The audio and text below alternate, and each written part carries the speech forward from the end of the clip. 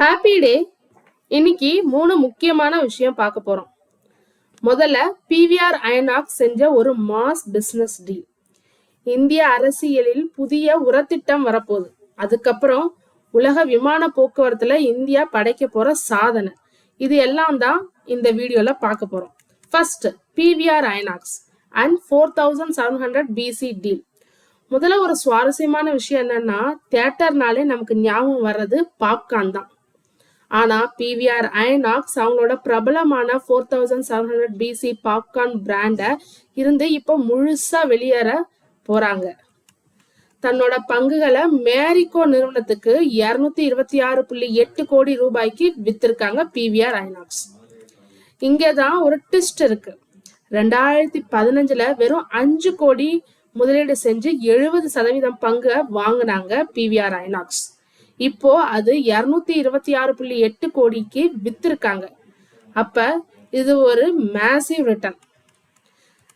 பிவிஆரோட MD Ajay Bijli என்ன சொல்றாங்கன்னா, நாங்க ஆரம்பத்துல சப்போர்ட் பண்ணோம், இப்ப அது ஒரு பெரிய எஃப்எம்சிஜி பிராண்டா மாற மேரிகோ தான் சரியான ஆள்னு சொல்லியிருக்காரு. மேரிகோட சிஓவும் சௌதா குப்தா இதை அடுத்த லெவலுக்கு கொண்டு போகணும்னு சொல்லியிருக்காரு. ஸோ தியேட்டர் பிசினஸ்ல கவனம் செலுத்த பாப்கார்ன் பிராண்டை வித்தது சரியான முடிவா? உங்களோட கருத்துக்களை கமெண்ட் செக்ஷன்ல சொல்லுங்க. அடுத்தது விவசாயம் மற்றும் பங்கு சந்தை சார்ந்த ஒரு முக்கிய செய்தி தான். இந்திய அரசோட புதிய உரத்திட்டம் ஃபெர்டிலைசர் மிஷன் கொண்டு வந்திருக்காங்க. இதோட முக்கிய நோக்கமே ரசாயன உரங்களை குறைச்சு இயற்கை விவசாயத்தை ஊக்குவிக்கிறது தான் இதோட முக்கிய நோக்கம். அடுத்த 10 ஆண்டுகள்ல உர இறக்குமதியை 35% வரை குறைக்க இலக்கு வச்சிருக்காங்க. இப்ப தற்போதைய நிலை என்ன? கடந்த வருஷம் பாத்தீங்கன்னா யூரியா விற்பனை 8.4% இன்க்ரீஸ் ஆயிருக்கு. இந்திய உர விற்பனை 655 லட்சம் டன் அப்படின்ற வரலாற்று உச்சத்தை தொட்டிருக்காங்கன்னு சொல்லணும். இதுல எந்தெந்த ஸ்டாக்ஸ் எல்லாம் வாட்ச் பண்ணணும், லாபம் அடைய உள்ள நிறுவனங்கள் என்னன்னு பார்க்கலாம். ஆர்சிஎஃப் அண்ட் என்எஃப்எல் இவங்க யூரியா தயாரிப்புல முன்னிலையில இருக்காங்க. ஃபேக்ட், தென்னிந்தியாவிலேயே வலுவான சந்தை இவங்களுக்கு இருக்கு. அண்ட் தென் கோரமண்டல் இன்டர்நேஷனல் இவங்க ஏற்கனவே நானோ ஃபெர்டிலைசர்ல துறையில முதலீடு செஞ்சிருக்காங்க. ஸோ இது இவங்களுக்கு மிகப்பெரிய பிளஸ் தான் சொல்லணும். அண்ட் தென் சாம்பல் ஃபெர்டிலைசர்ஸ் யூபிஎல் உள்நாட்டு உற்பத்தி மற்றும் பயோ சொல்யூஷன் கொடுக்கறதுல இவங்க தான் ரொம்ப கெல்லி. ஸோ இந்த ஸ்டாக்ஸ்லாம் நம்ம வாட்ச் பண்ணோம். சரி, இது எப்ப சொல்லுவாங்க அப்படின்னா February 1 பட்ஜெட்ல அறிவிக்கப்படும்னு எதிர்பார்க்கப்படுது.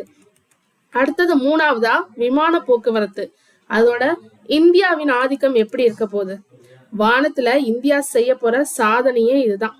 அடுத்த 10 வருஷத்துல விமான போக்குவரத்து வளர்ச்சியில சீனாவுக்கு பதிலா இந்தியா, யுஏஇ, சவுதி அரேபியா தான் முன்னிலையில இருக்க போகுது. இந்த 3 நாடுகளும் சேர்ந்து 3000 விமானங்களை ஆர்டர் பண்ணிருக்காங்க.